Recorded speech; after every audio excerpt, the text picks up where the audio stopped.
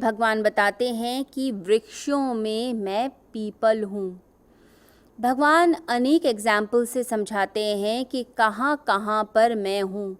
भगवान की विभूतियाँ इस पूरे विश्व में फैली हुई हैं। हम जहाँ भी कोई भी चीज़ जो श्रेष्ठ देखते हैं, जो बेस्ट देखते हैं, उसके अंदर ही परमात्मा के दर्शन हो जाते हैं।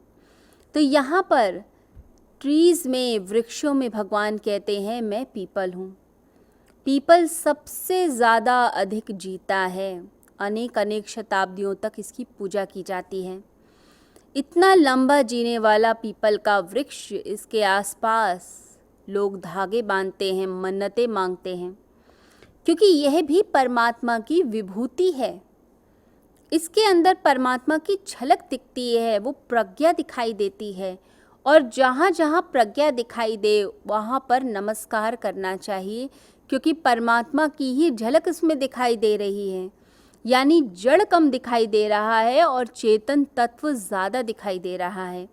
तो वृक्षों में पीपल हूँ, ऐसा भगवान कहते हैं। हम देखते हैं उपनिषदों में, गीता में, वहाँ पर संसार वृक्ष के बारे में बताया जाता है। उपनिषदों में अश्वत्थ नामक एक वृक्ष की कल्पना की गई है।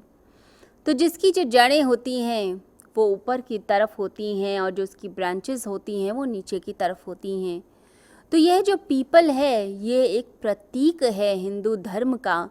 पीपल को माना जाता है कि इसके अंदर से जो प्राणवायु निकलती है, जो ऑक्सीजन निकलती है, और जो अब साइंटिफिकली प्रूफ भी हो चुका है कि वो हर समय, दिन हो या रात, ऑक्सीजन की मात्रा ज़्यादा, प्राणवायु ज़्यादा। तो इसके नीचे बैठकर लोग साधना करते हैं, तपश्चर्या करते हैं, इसकी पूजा करते हैं। तो वृक्षों में भी यह उच्च श्रेणी का है, यानी कि बेस्ट है। जो भी नतीजे पाए गए रिसर्च के, उससे ये पता चला कि जो पीपल है ये सभी वृक्षों में सबसे ज़्यादा प्रतिभावान है। तो जहाँ जहाँ पर प्रतिभा है, जहाँ जहाँ पर प्रज्ञा है, उसी को ही नमस्कार है, क्योंकि उसके अंदर देवता वाला गुण प्रकट हो गया। उसके अंदर एक टैलेंट, एक प्रतिभा, एक तेज उत्पन्न हुआ, एक ओज उत्पन्न हो गया। तो यहाँ जब भगवान कहते हैं कि वृक्षों में पीपल हूँ, तो भगवान ये बताना चाहते हैं कि इस प्रकृति में तुम कुछ भी देख लो, तुम वृक्षों में देख लो, फूलों के अंदर देख लो, तुम नदियों में देख लो, तुम घोड़ों में देख लो। मैं हर जगह तुम्हें एग्जाम्पल देके बताना चाहता हूँ कि तुम मुझे कहाँ कहाँ देख सकते हो।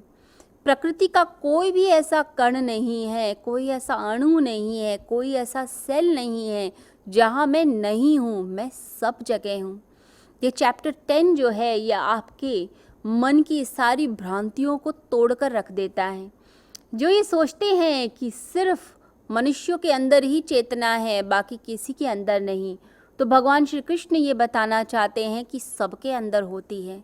बस हमें अपने अंदर उस चीज़ को जगाना है, हमारे अंदर वो आँख पैदा हो सके, हमारे अंदर वो दृष्टि पैदा हो सके कि हम जान पाए कि कहाँ कहाँ पर परमात्मा का स्वरूप है, उसको हम देख सकें। तो अर्जुन देख पाए, परमात्मा के स्वरूप को समझ पाए, इसके लिए भगवान एग्जाम्पल्स देते हैं, जो बेस्ट है उसके एग्जाम्पल देते हैं।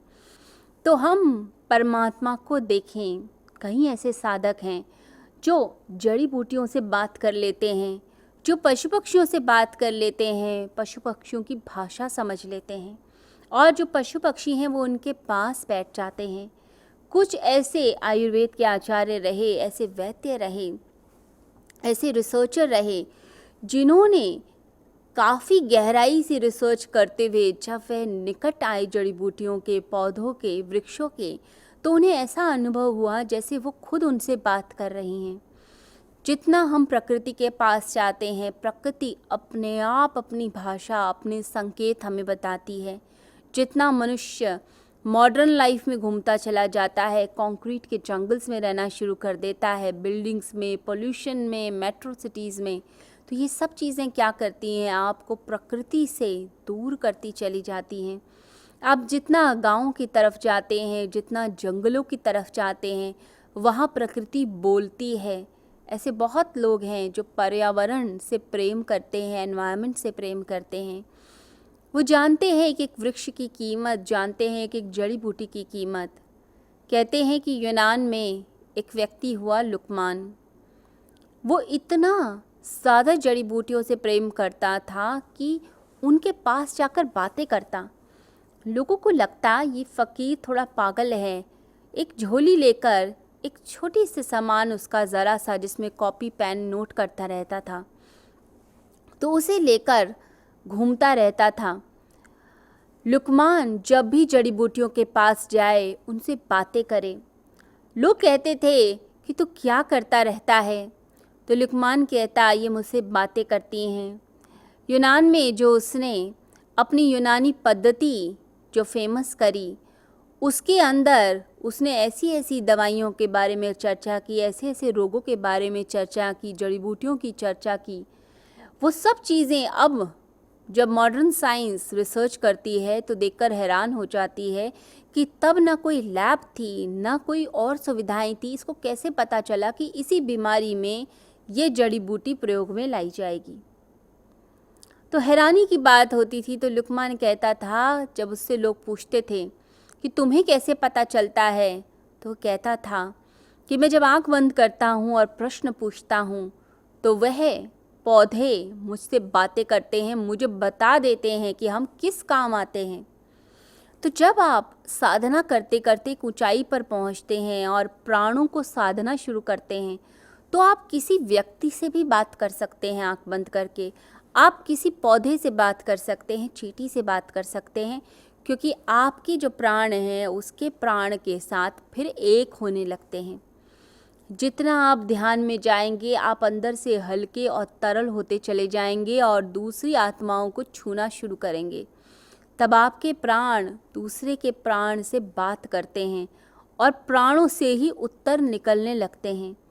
तो ये प्रकृति बोलती है, प्रकृति बताती है, और ये प्रकृति हमेशा उत्सव और आनंद में रहती है। तभी भगवान श्री कृष्ण कहते हैं कि मैं नारद मुनि हूँ। ऋषियों में नारद का नाम ही क्यों लिया गया? क्योंकि भगवान ये कहना चाहते हैं कि मैं हमेशा उत्सव में, आनंद में रहता हूँ। मैं बुझा बुझा नहीं, मैं हर समय चेहरे को लटकाए हुए नहीं, हर समय दुख में, पीड़ा में नहीं रहता। मैं प्रसन्न रहता हूँ, मैं खुश रहता हूँ, आनंद मनाता हूँ। तो नारद ऋषि प्रतीक हैं उत्सव के, आनंद के, खुशियाँ बांटते हुए, आनंद मनाते हुए, अपनी भक्ति में, अपनी मस्ती में लीन। तो भगवान भी यही मैसेज देना चाहते हैं कि तुम भी अपनी मस्ती में जीना शुरू करो। यहाँ भगवान एक और शब्द का प्रयोग करते हैं कि मैं सिद्धों में कपिल मुनि हूँ। 2 प्रकार की ही निष्ठाएं हैं इस संसार के अंदर, एक है योग की और एक है सांख्य की। योग कहता है आपको कुछ करना पड़ेगा, प्रैक्टिस करो, मेहनत करो, हठ योग करो, क्रिया करो, प्राणायाम, आसन, ध्यान, धारणा, समाधि, प्रत्याहार करना पड़ेगा, सारे यम नियम का पालन करना पड़ेगा, तब जाकर कहीं आप पहुँचेंगे। आपको बहुत मेहनत करनी है, बहुत अभ्यास, बहुत जप, सारी चीज़ें करनी है, लेकिन करना तो पड़ेगा, क्योंकि आप उससे जुदा हो गए हैं, आपको उससे मिलना है। अशुद्धियाँ व्यक्तित्व में आ चुकी हैं, इन अशुद्धियों को दूर कीजिए। तो अपने आप को बिल्कुल निखारना है, पॉलिश करना है, सुंदर बनाना है, शुद्ध बनाना है। ये योग की फिलॉसफी कहती है। दूसरी प्रकार की निष्ठा, उसे कहा जाता है सांख्य की फिलॉसफी। ज़्यादातर लोग योग के मार्ग के होते हैं क्योंकि उन्हें कुछ करना पड़ता है। सांख्य की फिलॉसफी में सिर्फ 1 या 2% लोग ही होते हैं, क्योंकि सांख्य कुछ अलग बात करता है। सांख्य कहता है कि आपको कुछ करने की ज़रूरत ही नहीं है, सारा ज्ञान आपकी आत्मा में है और आपकी आत्मा शुद्ध है। आप अशुद्ध हो ही नहीं सकते, आप बस अपने स्वरूप से अलग हो गए, आप विस्मृत हो गए, आपने भूल गए हैं, आपको याद नहीं है। बस वो सेल्फ रिमेम्बरेंस होते ही, याद कराते ही आपको समझ आ जाएगा अपने बारे में। अब ये जो बात है सांख्य की, इस बात को वही समझ सकता है जो एक अलग लेवल पर है, जो जिसने सब कुछ पहले करके देख लिया है।